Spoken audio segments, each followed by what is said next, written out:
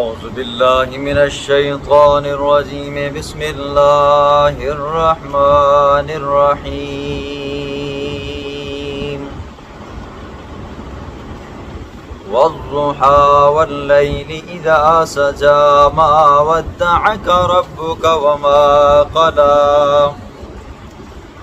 وللآخرة خير لك من الأولى وَلَسَوْفَ يُعْطِيكَ رَبُّكَ فَتَرْضَى صدق اللہ العظیم۔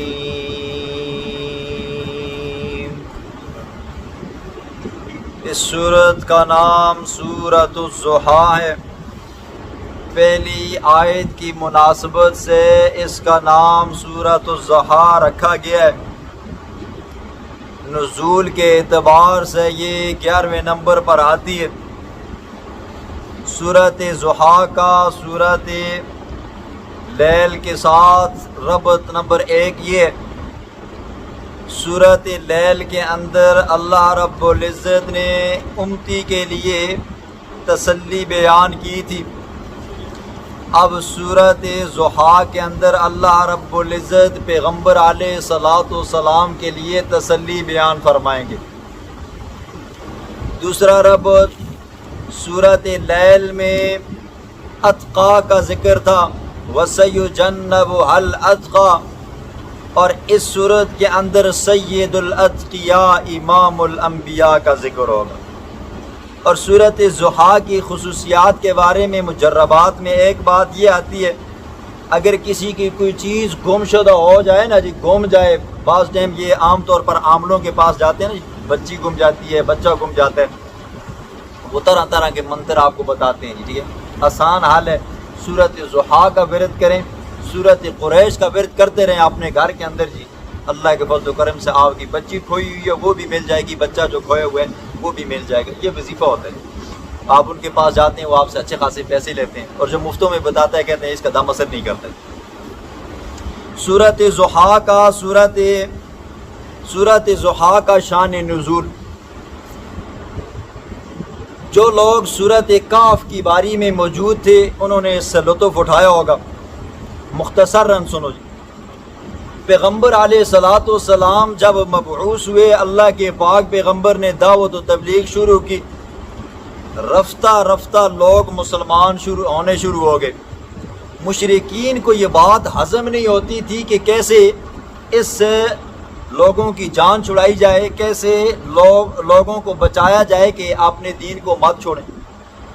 مشرکین مکہ مدینہ میں گئے، وہاں کے جو یہودی تھے، پڑھے لکھے تھے، سمجھدار تھے، ان سے مشورہ کیا کہ ایسا حل بتایا جائے۔ ہم نے اس پیغمبر کے اوپر بھی ظلم کیا، یہ حربہ بھی استعمال کیا، ہم نے اس کے ساتھیوں کے اوپر بھی ظلم کیا، یہ حربہ بھی استعمال کیا، ہم نے اس پیغمبر کے ساتھ بائیکاٹ کیا، رشتہ ناتا تعلقات، خرید و فروخت، معاملات، بے و شراء سب کچھ بند کیا، لیکن اس کے ساتھی دن بدن بڑھ رہے ہیں، گھٹ نہیں رہے، لہٰذا ایسا کوئی جادو منتر شنتر ہمیں بھی بتائیں، جا کر ہم وہ کریں تاکہ اس کے ساتھی دن بدن کم ہو، زیادہ نہ ہو۔ یہودیوں نے کہا ہم آپ کو 3 سوالات دیتے ہیں، جا کر اس پیغمبر سے کرو، اگر سچا ہوگا تو جواب دے گا، اور اگر جھوٹا ہوگا تو جواب نہیں دے سکے گا۔ اور کمال یہ ہے کہ 3 سوال ہیں، 3 سوالوں میں سے 2 سوالوں کا تعلق تفصیل کے ساتھ ہے اور ایک کا تعلق اختصار کے ساتھ ہے۔ اگر وہ تینوں کے تینوں سوالوں کا جواب لمبا کر کے دے تو سمجھ جانا سچا پیغمبر نہیں ہے، اور اگر 3 سوالوں کا جواب مختصر دے تو تب بھی سمجھ جانا یہ سچا پیغمبر نہیں ہے۔ ڈھول ڈمکے باجے شاجے مارتے ہوئے آئے، اب پتہ چل جائے گا یہ سچا پیغمبر ہے یا کیا ہے جی، جھوٹا پیغمبر ہے۔ پیغمبر علیہ الصلوۃ والسلام کی محفل میں آئے، اللہ کے پاک پیغمبر سے سوال کیا، ہم آپ کو سچا پیغمبر تب مانیں گے آپ ہمارے 3 سوالوں کا جواب دو۔ پیغمبر علیہ الصلوۃ والسلام نے کہا جی اپنے سوال پیش کرو۔ سوال نمبر 1 کیا، ان نوجوانوں کے بارے میں آپ کا کیا خیال ہے جو کسی غار میں جا کر چھپ گئے تھے۔ دوسرا سوال کیا، کہ اس شخص کے بارے میں آپ کا کیا خیال ہے جس نے مشرق سے مغرب تک، شمال سے جنوب تک بادشاہت کی ہے، سفر کی ہے؟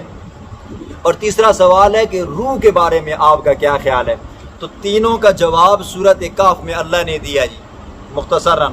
فرمایا وہ چند ساتھی تھے جو وقت کے بادشاہ سے بھاگ کر ایک غار کے اندر چھپ گئے، وہاں پر اللہ نے ان کو سلایا، وہاں پر ان کے ساتھ جو معاملہ ہوا وغیرہ وغیرہ وہ آپ نے سن لیا۔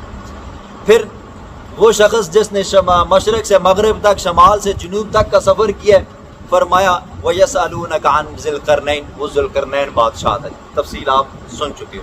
تیسرا سوال تھا وَيَسْأَلُونَكَ عَنِ الرُّوحِ قُلِ الرُّوحُ مِنْ أَمْرِ رَبِّي، میرا محبوب یہ آپ سے روح کے متعلق سوال کرتے ہیں، آپ ان کو شارٹ کٹ جواب دیں، قُلِ الرُّوحُ مِنْ أَمْرِ رَبِّي، یہ میرے رب کا حکم ہے۔ دو سوالوں کے جواب تفصیلاً آپ نے سنے جی، تین رکوع میں دیے جی، اور روح کا متعلق صرف آدھی آیت میں جواب دیا۔ یہ سوال ہوا، اللہ کے پیغمبر نے فرمایا آپ اس طرح کرنا، کل آنا میں آپ کو ان سوالوں کے جواب دوں گا جی، انشاءاللہ کہنا بھول گئے۔ اللہ کے پاک پیغمبر انشاءاللہ کہنا، فطرتی طور پر انسان بھول جاتا ہے، انسان ہے جی۔ حضرت آدم علیہ السلام بھولے، اب ان کی اولاد کیا ہو رہی ہے جی، بھول رہی ہے۔ اللہ کے پاک پیغمبر بھول گئے۔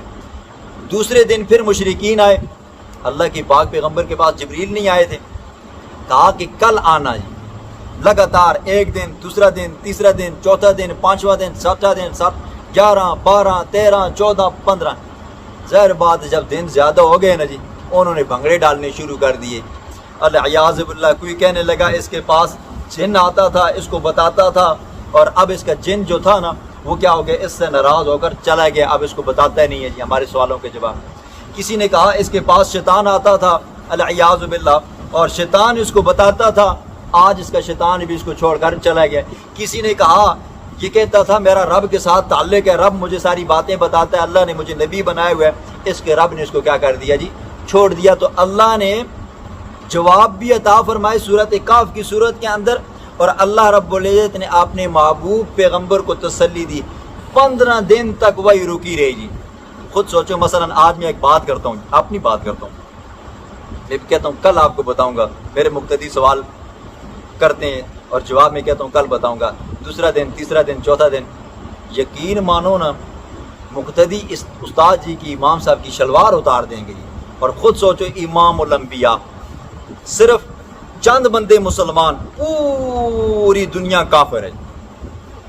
اللہ کے پاک پیغمبر کو کتنے تانے دیے ہوں گے۔ فَتَأَخَّرَ الْوَحْيُ 15 يَوْمًا، 15 دن اللہ کے پاک پیغمبر نے فرمایا مجھے زندگی میں 2 مرتبہ انتہائی پریشانی لائے گئی، ایک ان سوالوں کی وجہ سے، اور جب ایک مرتبہ میں معراج پر گیا، معراج سے واپس آیا تو مشرکین نے مجھ سے آ کر سوال کیا تھا کہ آپ راتوں رات یہاں سے مکہ سے بیت المقدس گئے ہو، بیت المقدس سے 7 آسمانوں پہ گئے ہو، وہاں پر عرش مولا پہ گئے ہو، وہاں سے پھر واپس بھی آئے ہو، تو آپ ہمیں یہ بتاؤ بیت المقدس کا نقشہ کیا ہے؟ اللہ کے پاک پیغمبر فرماتے ہیں یہ 2 مقام ایسے تھے جب مجھے لوگوں نے انتہائی تنگ کیا جی، ذہنی اذیت دی، اللہ نے اپنے محبوب پیغمبر کو جواب دیا سورۃ کہف نازل فرما کر، اور پھر اللہ نے اپنے محبوب کو تسلی دی، اور کمال کی تسلی ہے۔ سنو جی، بسم اللہ الرحمن الرحیم، والضحیٰ، قسم ہے دن کی روشنائی کی، واللیل اذا سجا، قسم ہے رات کی جب وہ چھا جائے، ما ودعک ربک وما قلی، نہیں چھوڑا آپ کو آپ کے رب نے، وما قلی، اور نہ آپ دشمنی کی ہے آپ کے رب نے، وللآخرۃ خیر لک من الاولی، اور آخرت والی حالت، آخرت بہتر ہے آپ کے لیے، من الاولی، پہلی حالت سے، وَلَسَوْفَ يُؤْتِيكَ رَبُّكَ فَتَرْضَىٰ، البتہ عن قریب دے گا آپ کو آپ کا رب، فترضیٰ، آپ راضی ہو جاؤ گے۔ دوسرا معنی سنو، وَالضُّحَىٰ، میرا سونا محمد الرسول اللہ، مجھے تیرے چہرے انور کی قسم ہے، وَاللَّيْلِ اِذَا سَجَا، میرا سونا محمد الرسول اللہ، مجھے تیری سیاہ زلفوں کی قسم ہے، مَا وَدَّعَكَ رَبُّكَ وَمَا قَلَىٰ، نہیں چھوڑا آپ کو آپ کے رب نے، وَمَا قَلَىٰ، اور نہیں آپ سے دشمنی مولی، آپ کا چہرہ اتنا حسین ہے، آپ کی زلفیں اتنی حسین ہیں یہ چھوڑنے کے قابل نہیں ہیں، نہ آپ کا رب آپ سے ناراض ہوئے نہ آپ کو چھوڑا ہے۔ وَلَلْآخِرَةُ خَيْرٌ لَكَ مِنَ الْأُولَى، میرا محبوب ابھی پریشان ہو، اس کے بعد والی جو حالت آئے گی وہ اس سے بہتر حالت ہوگی۔ وَلَسَوْفَ يُعْطِيكَ رَبُّكَ فَتَرْضَىٰ، البتہ عن قریب دے گا آپ کا رب آپ کو اتنا مال دے گا، اتنی دنیا دے گا، اتنی آخرت دے گا، فترضیٰ آپ راضی باجی ہو جاؤ گے۔ تیسرا معنی والضحیٰ، قسم ہے میرا محبوب تیرے رخ انور کی، واللیل اذا سجا، قسم ہے میرا سونا محمد الرسول اللہ تیری سیاہ زلفوں کی، ما ودعک ربک وما قلع، نہیں آپ کے رب نے آپ کو چھوڑا، وما قلع، اور نانا دشمنی مولی۔ میرا سونا محمد الرسول اللہ آپ کا رخ انور اتنا خوبصورت ہے، آپ کی زلفیں اتنی خوبصورت ہیں جو چھوڑنے کے قابل نہیں ہیں، اتنے حسین و جمیل چہرے والا، اتنی حسین و جمیل زلفوں والا، سیاہ زلفوں والا، چھوڑنے کے قابل نہیں ہے۔ خود سنیں، والضحیٰ، جس طرح دن کے ساتھ روشنی لازم ہے، دن سے روشنی کو جدا نہیں کیا جا سکتا، رات کے ساتھ تاریکی لازم ہے، اندھیرا، رات کو تاریکی سے جدا نہیں کیا جا سکتا، میرا محبوب آپ کا رب بھی آپ سے جدا نہیں ہوگا۔ جنہوں نے کہا تھا نا کہ اس کے پاس شیطان آتا ہے، اس کے پاس کیا آتا ہے جی، جنات آتے ہیں جو اس کو کیا کرتے ہیں جی، سکھاتے ہیں، اب اس کو چھوڑ کر چلے گئے، میرا سونا محمد الرسول اللہ مجھے تیرے رخ انور کی قسم ہے۔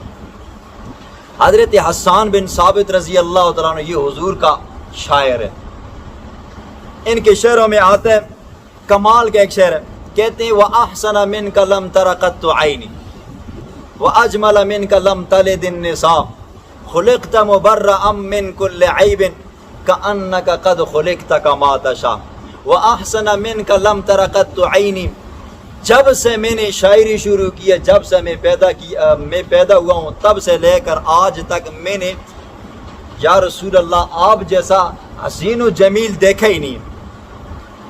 وَأَجْمَلُ مِنْكَ لَمْ تَلِدِ النِّسَاءُ، آج تک جتنی عورتوں نے بچے پیدا کیے یا رسول اللہ آپ سے زیادہ کوئی حسین دنیا میں پیدا ہی نہیں ہوا۔ خُلِقْتَ مُبَرَّأً مِنْ كُلِّ عَيْبٍ، میرا محبوب آپ کو دنیا کے ہر عیب سے اللہ نے پاک رکھا ہے۔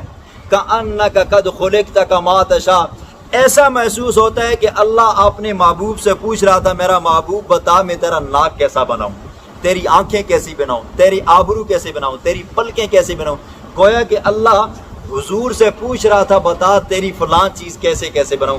اللہ نے حضور کی چاہت کے مطابق ان کو بنایا، اتنا حسین و جمیل۔ اللہ کے پاک پیغمبر کا چہرہ ہے انور، شمائل میں آتا ہے اتنا حسین و جمیل تھا کہ 14ویں کا چاند بھی آپ کے سامنے کیا ہو جاتا تھا جی، ماند پڑ جاتا تھا، اتنا اللہ نے آپ کو حسین و جمیل بنایا۔ اب سنیں، وَلَلْآخِرَةُ خَيْرٌ لَكَ مِنَ الْأُولَىٰ، اور آخرت بہتر ہے آپ کے لیے من الأولیٰ، پہلی حالت سے جی۔ ایک معنی مفسرین یہ کرتے ہیں میرے محبوب اب تک جو احکامات آپ پر نازل ہو چکے ہیں، ان کے بعد جو احکامات نازل ہوں گے وہ کیا ہوں گے جی، اس سے بھی زیادہ کیا ہوں گے جی، بہتر ہوں گے، چونکہ یہ 11ویں نمبر پر صورت آتی ہے، اس کے بعد اللہ نے 103 صورتیں نازل فرمائی ہیں اور کمال کی صورت۔ وَلَسَوْفَ يُعْطِيكَ رَبُّكَ فَتَرْضَىٰ، میرا سونا محمد الرسول اللہ آپ کو آپ کا رب اتنا دے گا فَتَرْضَىٰ، آپ راضی باجی ہو جاؤ گے۔ یہ پنجابی کا معنی ہے، یعنی کہ اگلے بندے کو اتنا دینا کہ وہ کہہ دے کہ اب میں کیا ہوں جی، راضی باجی۔ حضور صلی اللہ علیہ وسلم کی 2 خصوصیات آتی ہیں، ایک خصوصیت وہ ہے جس کے اندر حضرت آدم سے لے کر حضرت عیسیٰ روح اللہ تک تمام کے تمام انبیاء کے ہاں جی شریک ہیں۔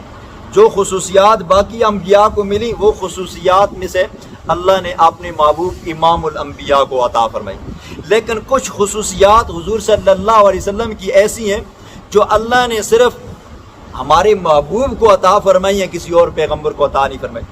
سب سے بڑی خصوصیت اللہ نے آپ کو وہ کتاب عطا فرمائی کہ جس کی حفاظت کا ذمہ اللہ نے خود لی ہے۔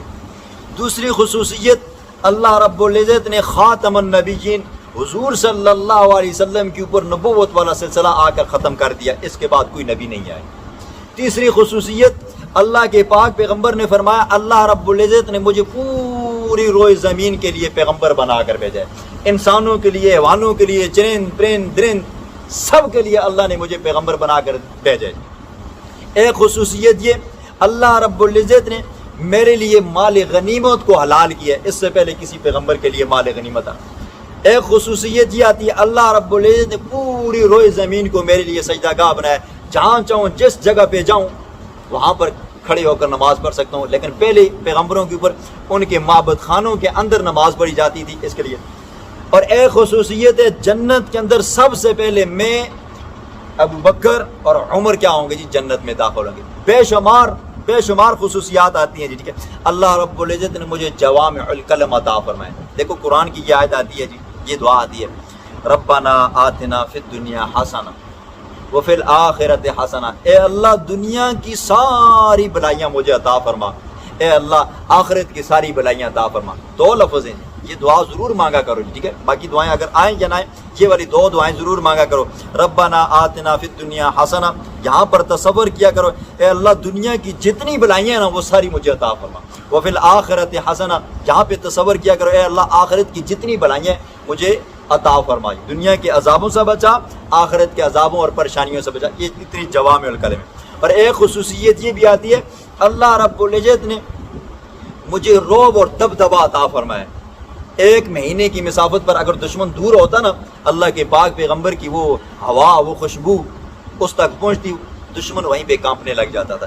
فرمایا میرا محبوب ہم آپ کو اتنا عطا کریں گے کہ آپ راضی ہو جائیں گے۔ یہ خاص خصوصیات آ گئی۔ پھر اس کے بعد میدان محشر ہوگا جی، لوگ گرمی کی وجہ سے ان کی حالت بدتر سے بدتر ہو جائے گی جی۔ لوگ پیغمبروں کے پاس جائیں گے، آپ سفارش کریں، حضرت آدم علیہ السلام کے پاس آئیں گے، کہیں کہ آپ تو دنیا کے پہلے انسان ہو، پہلے پیغمبر ہو، آپ اللہ سے دعا کریں اللہ ہمارا حساب کتاب شروع ہو گئے۔ حضرت آدم علیہ السلام کہیں گے لست بأہل، میں اس کا اہل نہیں ہوں۔ پھر اس کے بعد حضرت نوح کے پاس، حضرت ابراہیم علیہ السلام کے پاس، حضرت موسیٰ کے پاس، حضرت عیسیٰ کے پاس، کرتے کرتے امام الانبیاء جناب محمد مصطفیٰ احمد مجتبیٰ حضور صلی اللہ علیہ وسلم کے پاس آئیں گے۔ اللہ کے پاک پیغمبر فرمائیں گے میں اس کا اہل ہوں۔ اللہ کے پاک پیغمبر سجدے میں سر رکھ کر اللہ کے سامنے گڑ گڑا کر دعا مانگیں گے۔ حضور نے فرمایا وہ جو کلمات اس وقت میں سجدے میں کہوں گا مجھے ابھی نہیں آتے، اللہ مجھے اس وقت القاء کرے گا۔ اللہ فرمائیں گے ارفع راسک یا محمد، میرا محبوب سر اٹھا، مانگ، کیا مانگتے ہے، تیری سفارش کر، تیری سفارش قبول کی جائے گی۔ یہ سفارش ہوگی، یہ اس کو کہتے ہیں شفاعت کبریٰ۔ اللہ اپنے محبوب سے پوچھے گا، حضور فرمائیں گے اے اللہ گرمی کی تپش ہے، تیری مخلوق گرمی کی وجہ سے نڈھال ہے، اے اللہ حساب کتاب شروع کر۔ اللہ حساب کتاب شروع کر۔ پھر ایک خصوصیت یہ بھی آتی ہے کہ قیامت والے دن ساری مخلوقات جمع ہوگی اور ہر انسانوں میں سے 120 صفیں ہوں گی جی، انسانوں کی 120 صفیں ہوں گی۔ اللہ کے پاک پیغمبر نے فرمایا 80 صفیں صرف میری امت کی ہوں گی، باقی حضرت آدم سے لے کر حضرت عیسیٰ علیہ السلام تک باقیوں کی صفیں ہوں گی، 80 صفیں صرف اور صرف کیا ہوں گی جی، میری ہوں گی۔ ایک خصوصیت یہ بھی آتی ہے کہ جب آپ صلی اللہ علیہ وسلم کی امتیوں میں سے کوئی گناہگار رہ جائے گا، حضور سفارش کریں گے، اللہ رب العزت کیا ہوگا جی، حضور کی سفارش کو قبول فرمائیں گے اور ان کو جنت میں داخل فرمائیں گے۔ وہاں پر اللہ رب العزت آپ کو حوض کوثر عطا فرمائیں گے۔ سب سے بڑی خصوصیت ایک یہ بھی ہے جی، حوض کوثر عطا فرمائیں گے۔ اور جنت کے اندر اللہ رب العزت آپ کو مقام وسیلہ عطا فرمائیں گے۔ یہ اذان کے بعد ایک دعا ہوتی ہے نا، وآت محمدًا الوسیلۃ والفضیلہ، ٹھیک ہے، اے اللہ ہمارے محبوب کو مقام وسیلہ عطا فرما۔ یہ جنت کے اندر سب سے VIP جو محل ہے نا، اے اللہ ہمارے محبوب کو وہ عطا فرما۔ یہ خاص وہ خصوصیات ہیں۔ اللہ فرماتے ہیں وَلَسَوْفَ يُعْطِيكَ رَبُّكَ فَتَرْضَىٰ، میرا محبوب میں تجھے اتنا دوں گا، اتنا دوں گا، تو کیا ہو جائے گا جی، راضی ہو جائے گا۔ پیغمبر علیہ السلام کی پیدائش سے پہلے آپ صلی اللہ علیہ وسلم کے والد ماجد حضرت عبداللہ فوت ہو چکے تھے۔ پیغمبر علیہ السلام نے نہیں دیکھا۔ جب پیدا ہوئے تو سر کے اوپر ماں کا سایہ تھا اور دادے کا سایہ تھا۔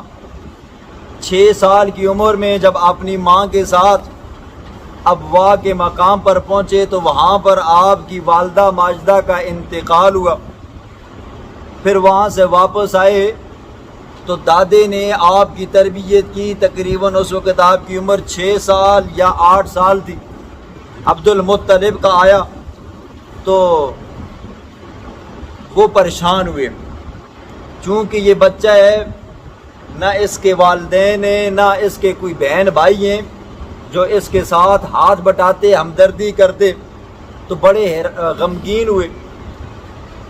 پڑوسیوں نے، جاننے پہچاننے والوں نے پوچھا کہ عبد المطلب کیا وجہ ہے کہ پریشان لگ رہے ہو؟ کہا آپ نے اس پوتے کی وجہ سے پریشان ہوں کہ نہ اس کے ماں باپ ہیں نہ اس کے بہن بھائی ہیں۔ تو کسی نے کہا آپ نے بیٹوں کو کسی ایک کے ہاں سپرد کر دو۔ عبد المطلب کے باقی جو بیٹے تھے وہ تھوڑے شریر تھے، ان کی بیویاں بھی شریر تھیں۔ ایک بیٹا جس کا نام عبد مناف ہے، کنیت اس کی ابو طالب ہے، یہ شریف الطبع تھے، اور ان کی جو بیوی تھی فاطمہ بنت اسد یہ بھی شریف الطبع تھی۔ حضرت عبد المطلب نے ابو طالب کا ہاتھ پکڑا اور ایک طرف سے فاطمہ بنت اسد کا ہاتھ پکڑا، حضور صلی اللہ علیہ وسلم کو ان کے حوالے کیا۔ یہ تقریباً 12 سال کی عمر بنتی تھی کہ آپ نے ان کا خیال رکھنا ہے۔ اور ابو طالب عبد مناف، اس کی اپنی حالت یہ تھی، یہ دوسرے بھائیوں کے مقابلے میں خود کیا تھا جی؟ غریب تھا۔ حضور صلی اللہ علیہ وسلم ان کی کفالت میں رہے۔ جب آپ صلی اللہ علیہ وسلم کی عمر مبارک 25 سال کو پہنچی تو جو اڑوس پڑوس کی عورتیں تھیں جو بڑی عمر کی تھی وہ فاطمہ بنت اسد کے پاس آئیں، آ کر کہنے لگی کہ آپ محمد کی شادی کروا دیں۔ تو ان کی نظر کے اندر ایک ہی عورت تھی جس کا نام خدیجۃ الکبریٰ تھا۔ پیغمبر علیہ الصلاۃ والسلام اس کے مال کی تجارت کیا کرتے تھے، ایک شہر سے دوسرے شہر لے کر جایا کرتے تھے، تو اس طرح سے جان پہچان بھی ہو گئی۔ اور یہ مئی خدیجۃ الکبریٰ رضی اللہ تعالیٰ عنہا کی پہلے 2 مرتبہ شادی ہو چکی تھی، یہ تیسری شادی تھی پیغمبر علیہ الصلاۃ والسلام سے۔ تو جب حضور صلی اللہ علیہ وسلم سے مشورہ کیا گیا، پیغمبر علیہ الصلاۃ والسلام نے کہا جیسے چاچا چاچی کہیں گے میں ویسے ہی کروں گا۔ حضور صلی اللہ علیہ وسلم کی شادی ہے۔ چلتا رہا زمانہ، جب آپ صلی اللہ علیہ وسلم کی عمر مبارک 50 سال کو پہنچی تو اس سال کے اندر ابو طالب کی بھی وفات ہوئی اور مئی خدیجۃ الکبریٰ رضی اللہ تعالیٰ عنہا کی بھی کیا ہوگی؟ وفات ہوگی۔ پیغمبر علیہ الصلاۃ والسلام نے فرمایا یہ عام الحزن ہے، یہ غموں والا سال ہے۔ حضور کی سرپرستی کرنے والے کیا ہو گئے تھے جی؟ دنیا سے چلے گئے تھے۔ تو اللہ فرماتے ہیں الم یجدک یتیما فآویٰ، میرا محبوب الم یجدک یتیما فآویٰ، کیا نہیں پایا آپ کو یتیمن یتیم فآویٰ، پس ٹھکانہ دیا۔ میرا سونا محمد الرسول اللہ، یہ لوگ آپ کے بارے میں یہ کہتے ہیں کہ اس کے پاس شیطان آتا تھا، اس کے پاس جن آتا تھا، جو اب کیا ہو گیا؟ ناراض ہو گیا، اس کو چھوڑ کر چلا گیا۔ میرا سونا محمد الرسول اللہ، جب آپ یتیم تھے، آپ کے سر کے اوپر سایہ نہیں تھا، آپ کے والدین دنیا سے چلے گئے تھے، آپ کا دادا چلا گیا تھا، آپ کی کفالت کرنے والے اب بھی چلے گئے، تو میرا سونا محمد الرسول اللہ، ہم نے آپ کو یتیمی کی حالت میں نہیں چھوڑا، تو اب تو آپ ہمارے محبوب بن چکے ہو۔ جب آپ یتیم تھے، چھوٹے بچے تھے، ہم نے تو آپ کو اس وقت نہیں چھوڑا، اب تو کیا ہو جی؟ آپ ہمارے محبوب ہو، اب تو میں نے آپ کو امام الانبیاء بنا دیا ہے، میں اب آپ کو کیسے چھوڑوں گا جی؟ پہلا انعام الم یجدک یتیما فآویٰ، کیا آپ کو نہیں پایا یتیم فآویٰ، بس ٹھکانہ دیا۔ آپ کے پاس ٹھکانہ ہی نہیں تھا، رہنے سہنے کا کوئی انتظام نہیں تھا۔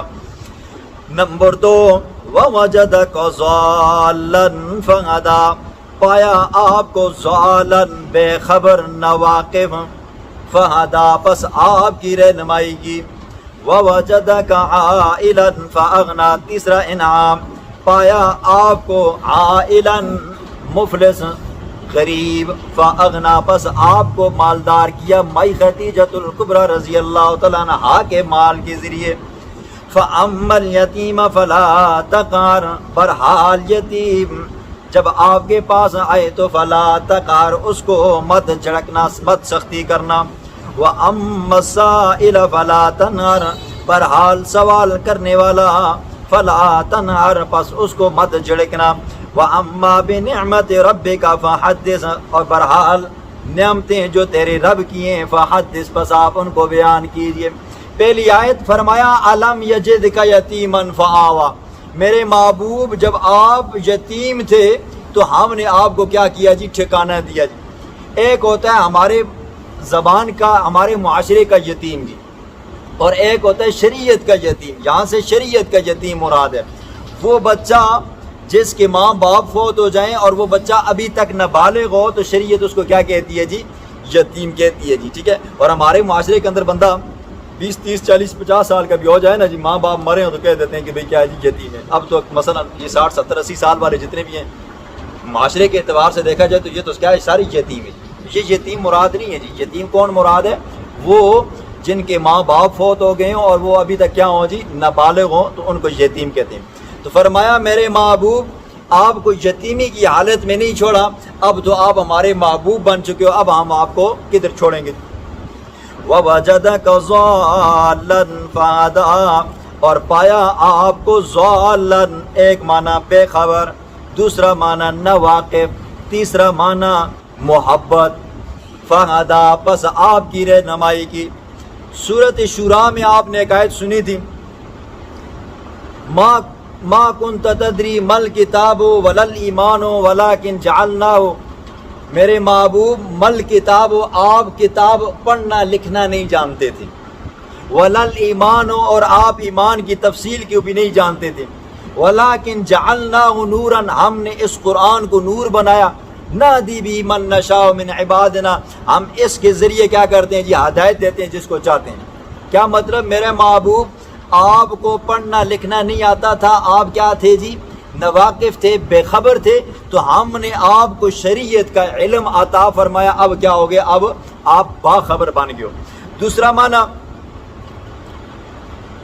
فرماتے ہیں کہ محبت کا ہے، وَوَجَدَكَ ضَالًا، میرا محبوب ہم نے آپ کو ہدایت کا مشتاق پایا، آپ ہدایت کو تلاش کر رہے تھے کہ اللہ مجھے سیدھا راستہ دکھائے، فہدیٰ، پس ہم نے آپ کو سیدھا راستہ دکھایا۔ اور ایک معنی مفسرین یہ کرتے ہیں کہ بچپن کے اندر آپ صلی اللہ علیہ وسلم لوگوں کی بکریاں چرایا کرتے تھے۔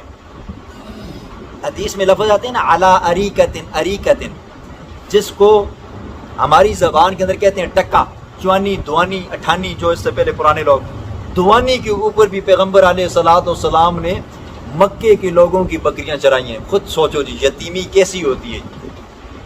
اللہ کے پاک پیغمبر نے بکریاں چرائی۔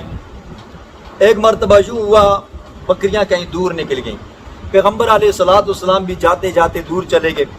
جب شام کا وقت ہوا تو راستہ بھول گئے، رات گزاری، دوسرا دن گزارا، تیسرا دن گزرا، تو پیچھے جو لوگ تھے نا جی، جو چاچا تھا اور باقی جو رشتہ دار تھے، ان کو فکر لائق ہوئی کہ محمد تیسرا دن ہے، غائب ہے، آیا ہی نہیں ہے، کہ کیا وجہ ہے جی؟ گم ہو گیا۔ کیونکہ اس وقت جنگلات تھے جی، خاردار جھاڑیاں تھی، بیڑیے تھے، کہیں درندوں نے نقصان تو نہیں پہنچا دیا۔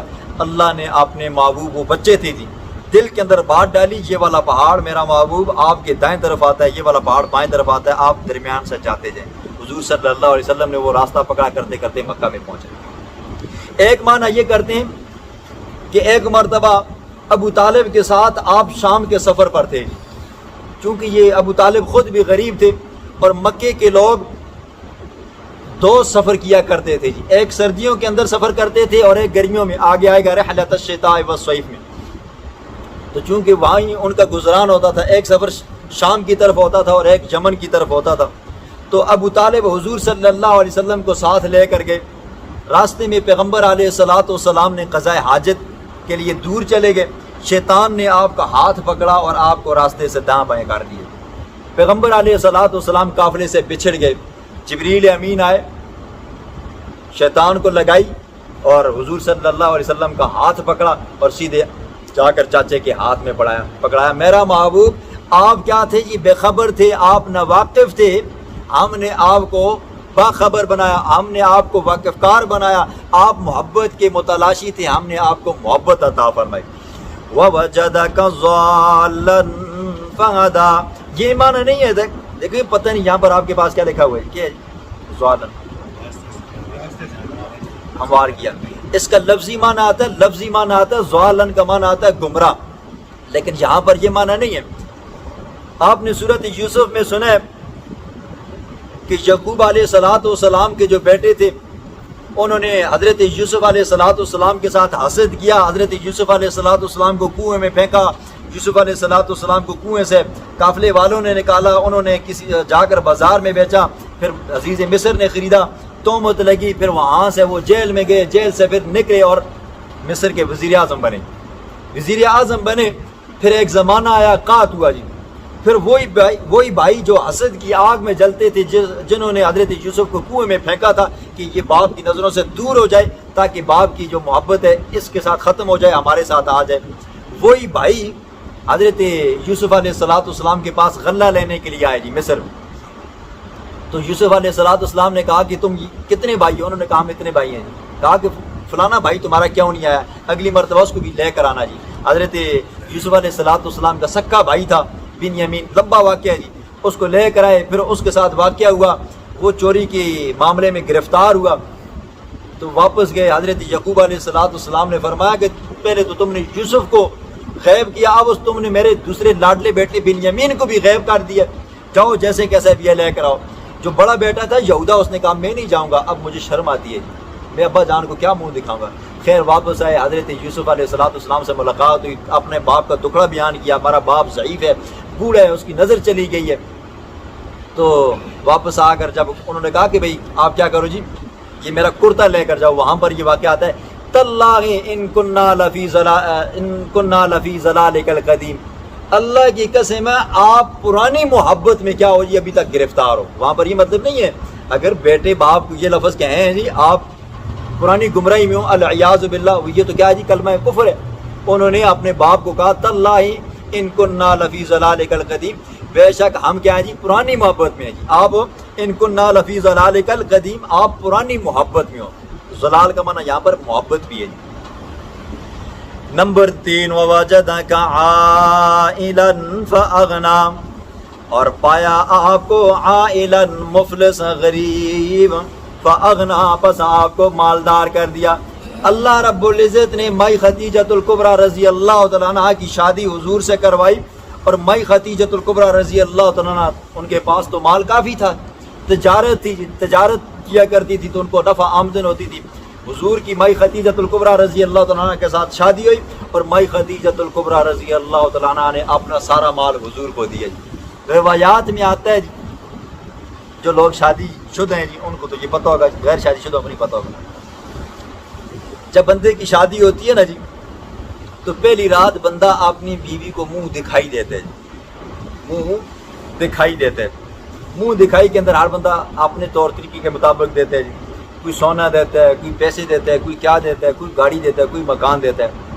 لیکن کیا ہوتا ہے جی، مرد عورت کو دیتا ہے، اور خدیجۃ الکبریٰ وہ ہیں کہ جب منہ دکھائی کی باری آئی، بھائی خدیجۃ الکبریٰ رضی اللہ عنہ نے کہا یا رسول اللہ میرے پاس جو کچھ ہے وہ سب کچھ آپ کا ہے۔ مائی خدیجۃ الکبریٰ حضور، مائی خدیجۃ الکبریٰ رضی اللہ تعالیٰ عنہ نے حضور صلی اللہ علیہ وسلم کو منہ دکھائی دی، یہ خصوصیت ہے۔ اور ایک خصوصیت یہ بھی آتی ہے کہ گھر سے کھانا پکا کر جب جا رہی تھی نا غار ثور کے اندر، تو جبریل امین آئے، کہا یا رسول اللہ آپ کی وہ بیوی آ رہی ہے، جب آئے نا تو اس کو کہہ دینا کہ اللہ تمہیں کیا کر رہا ہے جی، سلام کر رہے ہیں، یا رسول اللہ میرا بھی سلام کہہ دینا۔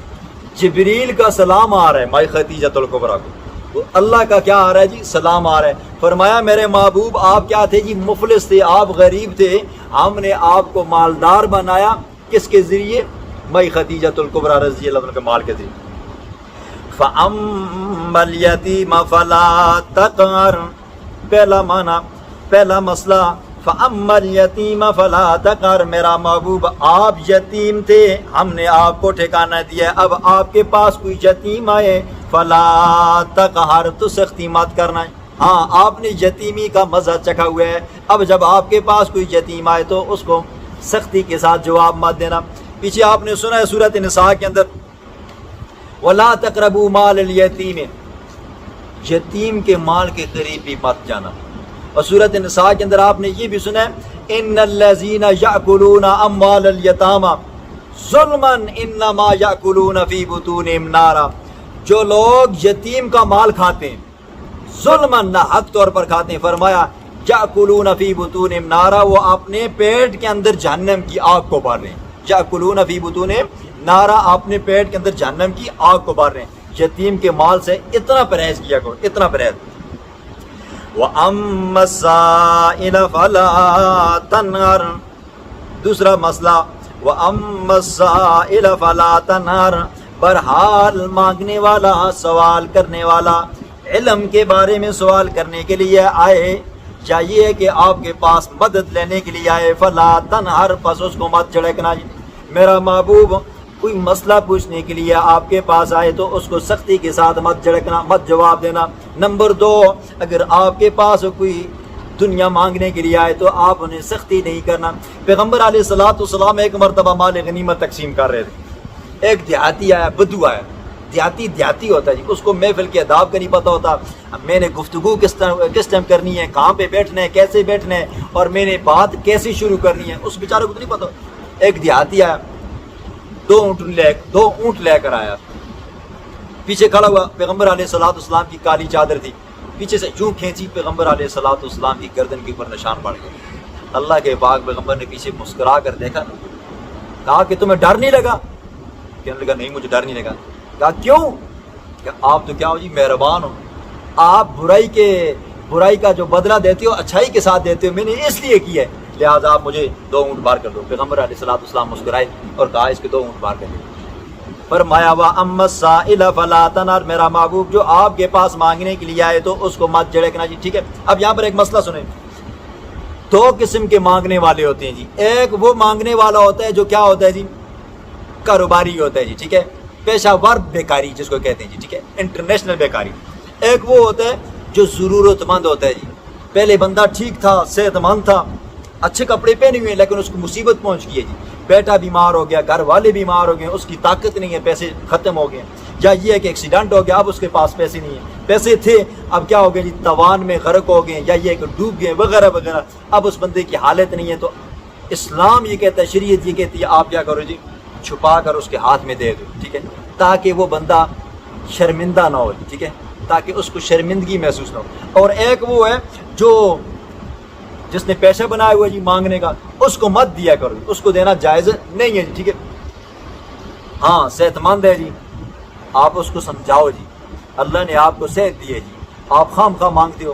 پیغمبر علیہ الصلوۃ والسلام نے فرمایا جو بندہ باوجود طاقت کے ہوتے ہوئے پھر بھی لوگوں کے آگے ہاتھ پھیلاتا ہے، کیا دن کی آمد کے اس کے چہرے کا گوشت اترا ہوا ہوگا جی، یا دن کی آمد کے اس حالت میں آئے گا، اس کا جسم کیا ہوگا جی، شل ہوگا جی. شرعی ضرورت ہو تو بندہ پھر اپنے مخلص دوست نمازی بھائی کے ساتھ رابطہ کرے، جس کا اللہ کے ساتھ تعلق ڈائریکٹ ہو، اس کے ساتھ بات کرے، یار میری یہ پریشانی ہے، یہ مجبوری ہے. تو وہ کیا کرے گا جی، آپ کو دولت دے گا، آپ کو مال دے گا، اس نیت سے دے گا اے اللہ میں نے کسی ضرورت مند کی ضرورت کو پورا کیا ہے. لیکن اگر آپ کسی بے نمازی سے مانگیں گے، یا یہ کہ مالدار سے مانگیں گے جو منہ پھاٹ ہے جی، وہ آپ کی بےزتی کرے گا اور آپ کی باہر جا کر سب کو بتائے گا کہ بھائی فلانا بندہ وہ میرے کو لایا پیسے مانگے یار، اس لیے حالت نہیں. مانگنا بھی ہے تو کس سے مانگنا ہے، پھر دیندار سے مانگو جی، ٹھیک ہے، جو آپ کو قرضہ حسنہ دے گا جی. اگر کل آپ نے وقت پہ نہیں لوٹایا آپ سے سود نہیں لے گا، ٹھیک ہے. وَأَمَّا بِنِعْمَةِ رَبِّكَ فَحَدِّثْ، اور بہرحال بِنِعْمَةِ رَبِّكَ آپ نے رب کی نعمت کا فحدث اظہار کر، بیان کر. آپ کے پاس مال نہیں تھا میرا سونا محمد الرسول اللہ، اب آپ اس مال کا اظہار کریں. میں خود غریب تھا، اللہ نے مجھے مالدار بنایا، میرے پاس رہنے سہنے کا انتظام نہیں تھا، اب اللہ نے مجھے کیا کر دیا جی، نفع بھی دے دیا، مکان بھی دے دیے. اب یہاں پر ایک اور مسئلہ سنیں. ایک بندہ پیغمبر علیہ الصلوۃ والسلام کی محفل میں آیا، بڑے گندے کپڑے پہنے ہوئے تھے اور سر کی جو بالوں کی حالت تھی بڑی پراگندہ تھی.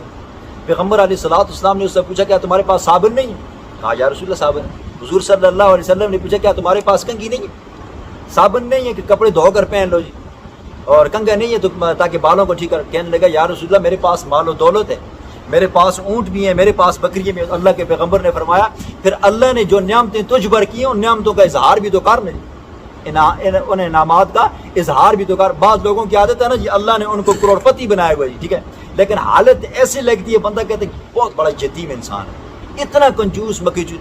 اللہ نے آپ کو نعمت دی ہے، اس نعمت کا اظہار کرو جی، ٹھیک ہے. اگر آپ کے پاس دولت ہے اچھا کھاؤ اچھا پیو اور اللہ کا شکریہ ادا کرو. اگر نہیں ہے آپ کے پاس اللہ سے مانگو جی. یہ نہیں ہے کہ بندے کے پاس مال و دولت ہے پھر بھی پھٹے ٹوٹے کپڑے ہیں جی، ٹھیک ہے. نماز اب آپ دیکھو جی کتنی ایسے نمازی ہوتے ہیں جی، ٹھیک ہے، وہی پرانے کپڑے ہوتے ہیں یا ایسے ہی کام کاج والے کپڑے ہوتے ہیں تو بدبودار ہوتے ہیں، بندہ صف میں آ کر کھڑا ہوتا ہے جی. حالانکہ فرشتے بھی نماز کے اندر ہوتے ہیں جی، ٹھیک ہے، تو وہ فرشتے بھی کیا کرتے ہیں اس سے گن محسوس کرتے ہیں. نماز کو آؤ بہترین کپڑے پہنو، خوبصورت کپڑے پہنو، خوشبو لگا کر کھڑے ہو تاکہ نماز کے اندر سرور ہو، خوشبو ہو. یہ نماز دوسری نماز جس سے گن آتی ہو یا پرانے کپڑے پہنے ہو، یہ نماز اس نماز سے کیا ہوتی ہے جی افضل ہوتی ہے.